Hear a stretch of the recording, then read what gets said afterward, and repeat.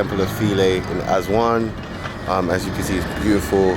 Now this temple is symbolic of the goddess of Isis, who is the goddess of love. The story of Isis, Osiris, who was killed by his brother Set in order to get Isis's love and in order to become king of Egypt. It's kind of similar to the story in The Lion King, actually. I thought there was a little similar story there, I'm guessing. Or we wonder where they took the story from, right? So yeah, but this is beautiful. You know, the temple looks incredible, so looking forward to going inside.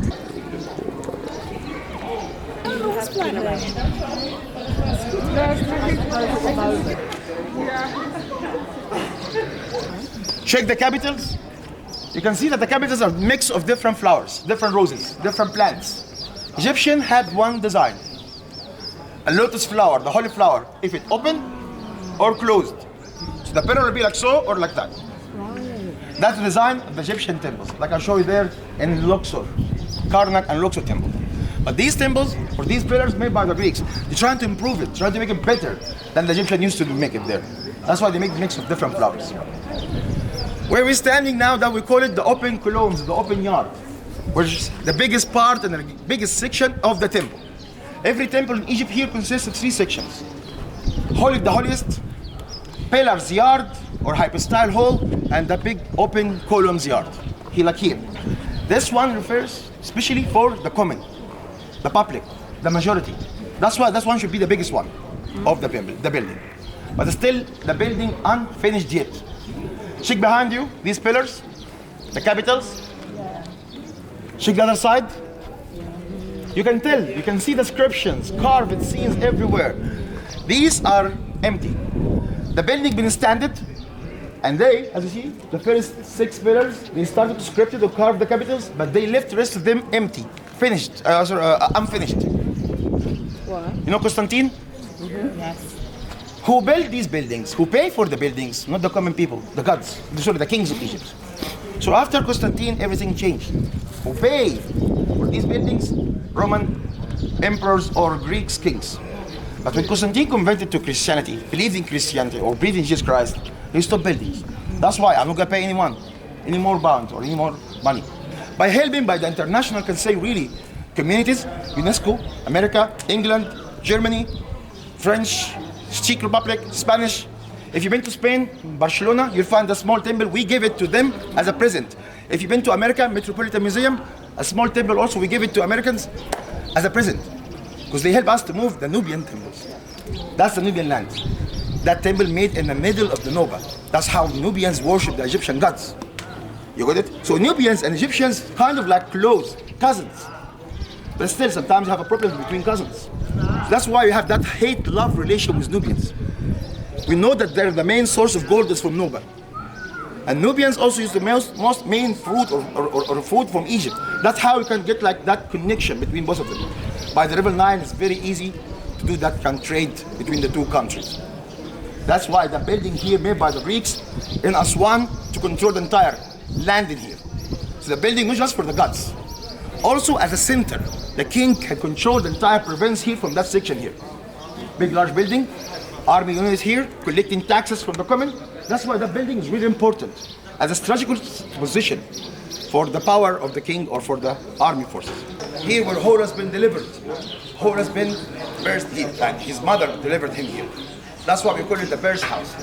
Greeks, when they build the building, the Egyptians know that they are not Egyptian kings. They're not Egyptian Egyptians. So that's why they build the temples for the gods, Egypt. Inside of there, a big large construction, like so here, we call it the Mamizi. I'm your king, and I'm the one who built the birth house of the god. And that proves my reality. And all inscriptions here that the king offered and offered to many several gods. But through time, when the local come here and stays here in the building, so you can see the damages and chisels everywhere. You got it? Yeah. Luckily, or thanks God, that they put it there.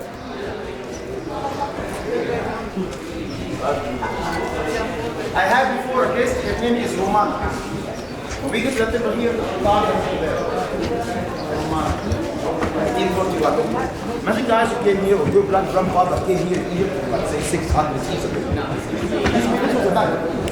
Like our horses or our buffaloes, cows, In 500 years, the land will be covered by mud. Guys, please, any one of these gods following you, trying to do that picture for you, you do that for money. Please don't follow that. It's not free. Nothing here for free. Okay? You find the king himself, he accepted from the goddess, the king back.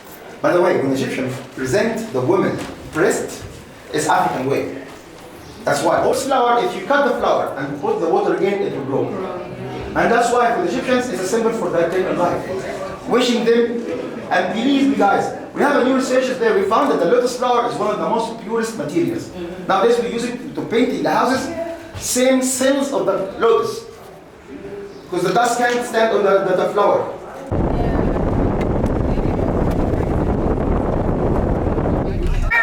Yeah, this is what I'm hoping for. My name is Hoda. Can you say Hoda? Hoda. Oh, lovely.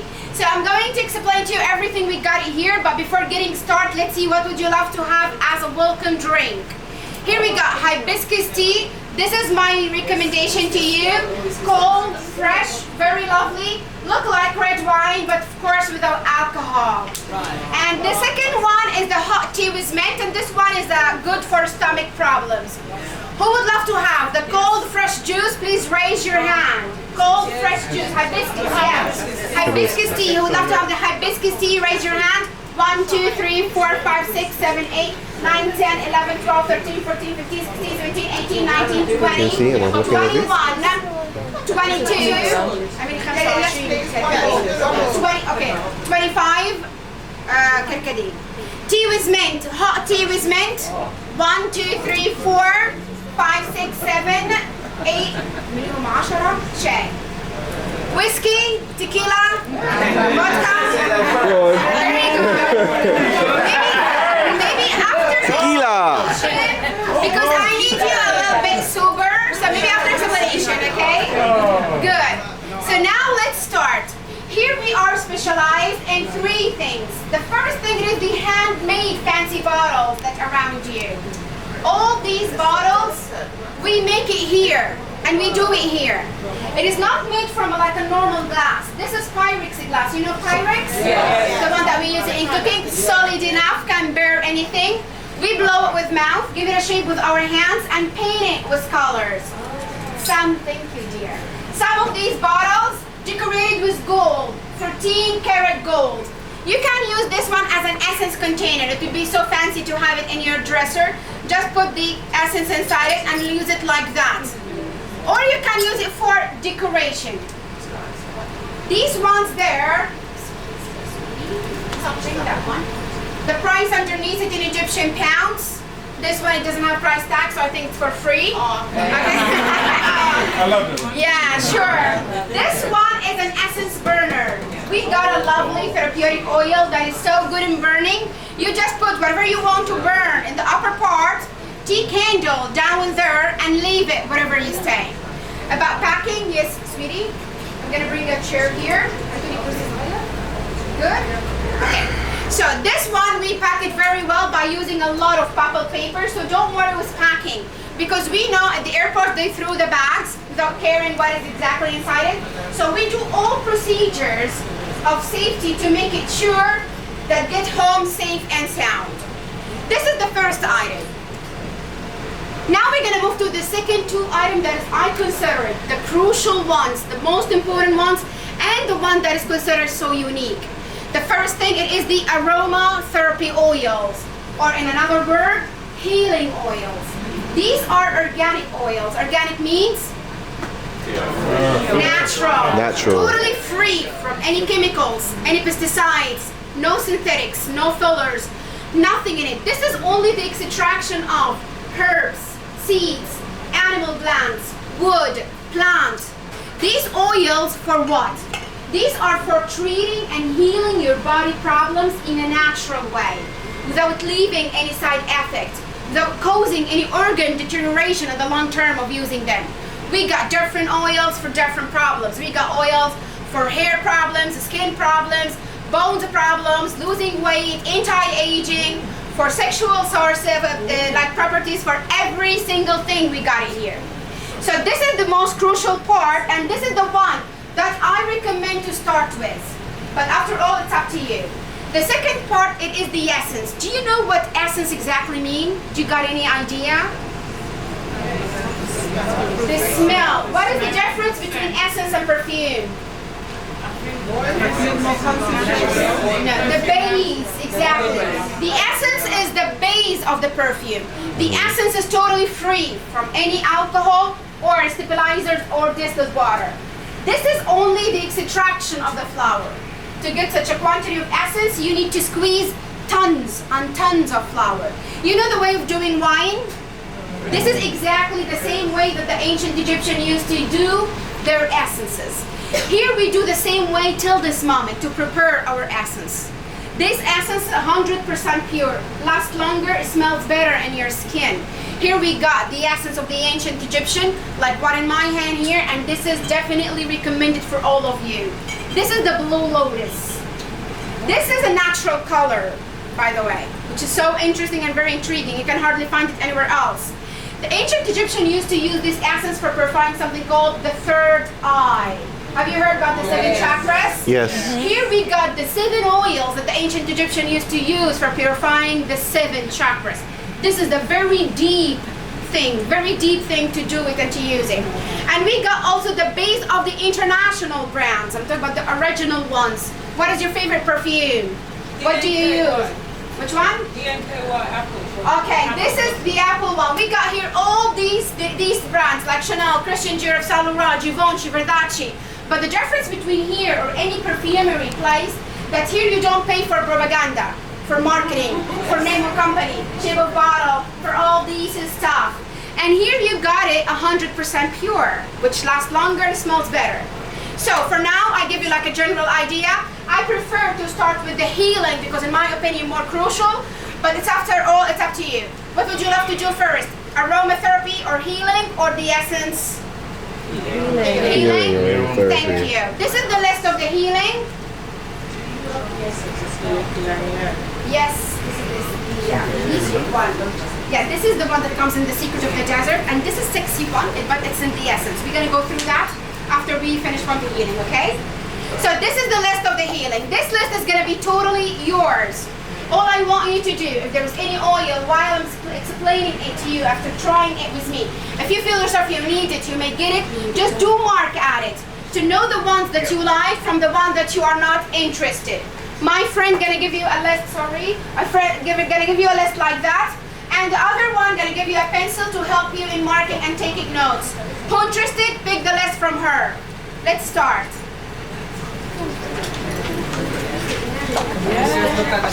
Thank you. The sap of the sandal tree. This oil, it has the same cartilage that comes in our bones. That's why if you suffer from stiff neck, pain at shoulder, back pain, lumbago, rheumatism, rheumatoid, amazing for arthritis. It's so good for gout. It's so good for any stiffness, any spasms at your bones. So if you got any problem, if you got them all, just use this one. Yeah. And here we got a lovely mixture, and this is the mixture that I recommend to you. This is a pure sandal mixed with pure mint and eucalyptus. Why we do mint and eucalyptus to sandal? Because mint is a painkiller oil and eucalyptus is anti-inflammatory. So guys, you're gonna have a triple effect in one product. Who would love to try this one right now? With the other 2 oils. We got here oil for losing weight and we got oil for immunity. And you're interested in any? Immunity one. For immunity, number 45. What does it called?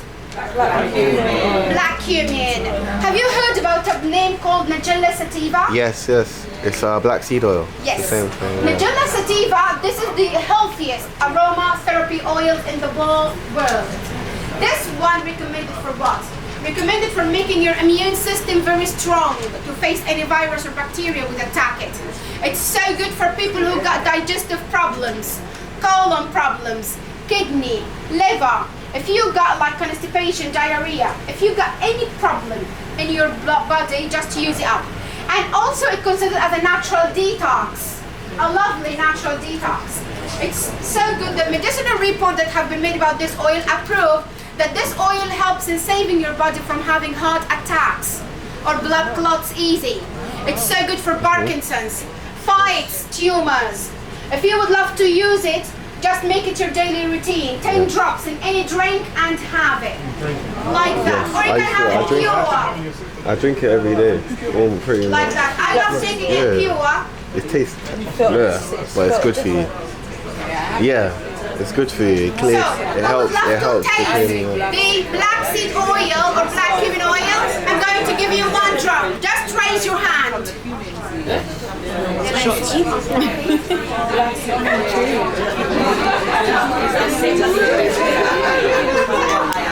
Oils that the ancient Egyptian used for purifying the 7 chakras.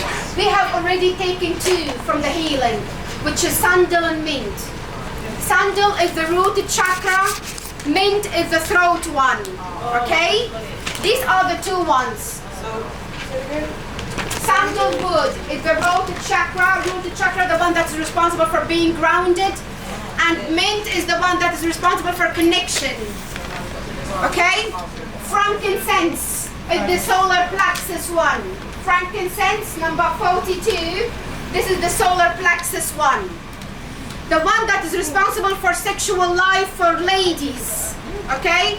29, secret of the desert, the sacral chakra. The sacral one. 29. Number 1, rose. This is the heart one, the heart chakra, the one that is responsible for your emotions. Number 6, lotus. Rose. So number 1, number 6. Number 7. Lotus, this is the one that is responsible for giving you vision in life. And number 7, papyrus, this is the one that is responsible for making decision, the crown chakra. Okay, so 7, papyrus. These are the 7 ones. We have already go through 2 of them in healing. The others we are going to go through them in the essence. From the first group we have some essential flowers, like jasmine. This one is so good for stress, but it is not related to the 7 chakras, okay? Like gardenia, this one for depression, not related to the 7 chakras. Lemongrass for activating the memory, okay? So these are the essential essences in the first group. We are going to start with the first group. From the first group we are going to smell lotus and papyrus. Anything else, let's make it after the explanation, okay? So now we are going to start with the blue lotus. Touch the glass stopper with your finger, rub it in your skin and smell it. And then you can do it between your eyebrows like that. Who would love to do the lotus? Raise your hand. Lotus. Touch the glass stopper. Thank you.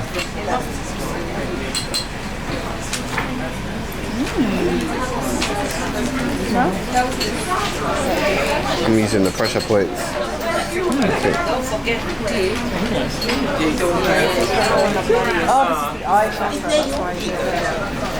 But you know you can. Years in a row. Go for La Vie est Belle by Lancome. Life is Beautiful by Lancome. The face for this commercial was Julia Roberts. There the rest. But the point, you can see the entire valley of the River Nile, Valley of the Kings, Valley of the Queens, more than 21 large temples all over at the west side of the River Nile, made for the memory of our kings. Hatshepsut, Ramesses, Tutmosis, all these kings have their own temples there. Tombs in the Valley of the Kings. Also, you will see the entire major city of Luxor and the 2 largest temples in all over Egypt, Karnak and Luxor. Sudan and Egypt. Understand me, guys? Different types, different nations, or different kinds of like families. One of them is Nubians. Like others in South Africa, like in Ethiopia, like others in Egypt here. Nubians themselves, 2 or 3 different families. Bijiki, Kinzi, I remember the third one. Not that more famous, but Vejiki and Kinzi, the most famous families of the Nubians, still to today. They are families back to like 700 years ago. Names, families. Family tree back to that time, before became Muslims. Became most of them Muslims like 700 or 800 years ago. Most of them. Most of them can't pay the tribute, can't pay the money. That's why they converted easily. Almost 700 or 800 years ago. Before that, all of them was Christians. That's why they found so many churches there. back to the Christian time, back to Prophet Mark even himself.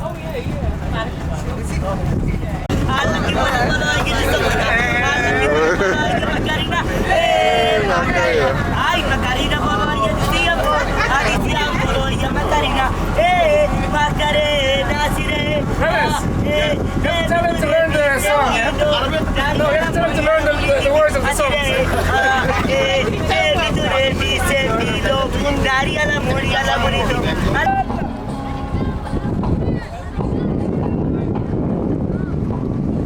No, I'm feeling like Corbin Boys right now. I don't feel like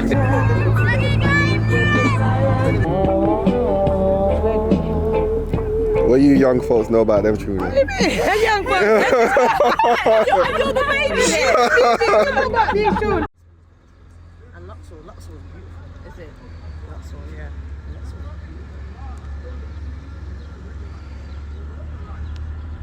You know what shape this stone? Yeah, okay.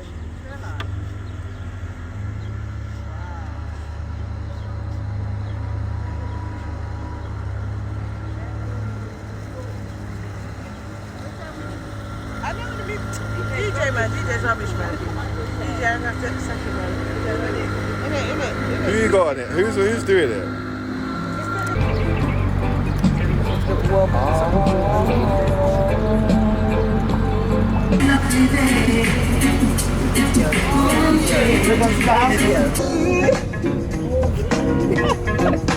Yes, you can dance.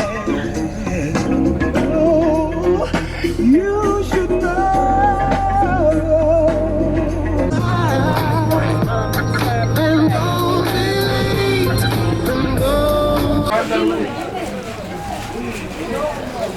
Yeah. The Nubian spices. Frankincense.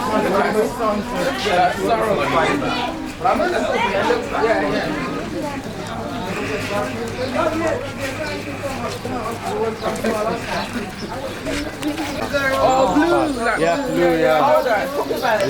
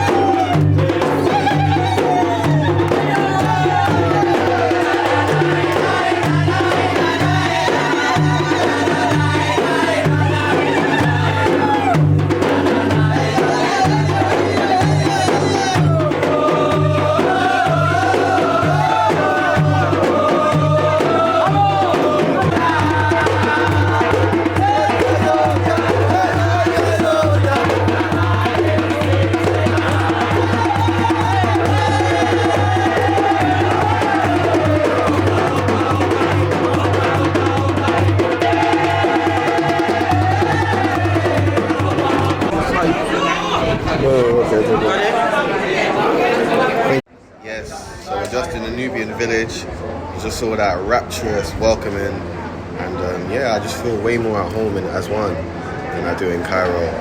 The history, the culture, the melanin, the music, the vibes, everything's just the food, the black honey, everything about Aswan is incredible. So definitely, if you come to Egypt, don't just come to the city, like come to the village where the indigenous Nubian people live. Walk amongst them, dance amongst them, vibe amongst them. Yeah, just catch a vibe. Many countries Africa suffer from the dry season. Egypt, because that lake needs safe enough water for the drying season. If you remember the story of Yusuf, remember the story of Yusuf, the dream of the king, and how he decided River Nile will flood it and cover the land of Egypt for 7 years, and it will be very, very dry seasons, very dry 7 years. That's what happened in the River Nile for the last 2 millions of years. Water rises and drops every year. But sometimes you have a very, very dry season. And that's the main threat to the Egyptians.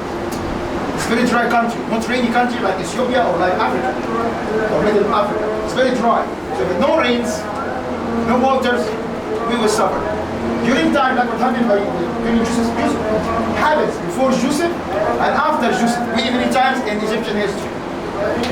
King Zoser built the pyramid in Giza. We found one of the tombs showing us the Egyptian were kind of like very, very skinny, and even the ribs, very, very clear. They are very, very skinny, they are really starving. We have stories, papyrus showing us how we were in that situation when drying of the River Nile. People kidnap other people's children and eat them. Turn into cannibals. And it happens in Egyptian history, and that proved by many things. So I know that, guys, the main threat in Egypt is the drying of the River Nile. For example, through all last, that's why every wire or every area, like 2 provinces, they build a dam there. That's how we save water, and then we build channels to irrigate more land. So that water behind it there, for irrigation, more irrigation, more land to be irrigated. These dams include a lock, like the one in Panama. Have you been there? Panama lock? No, the idea of it? We will cross through the lock of Isna, by the way. Okay. After tomorrow, like lunchtime or maybe.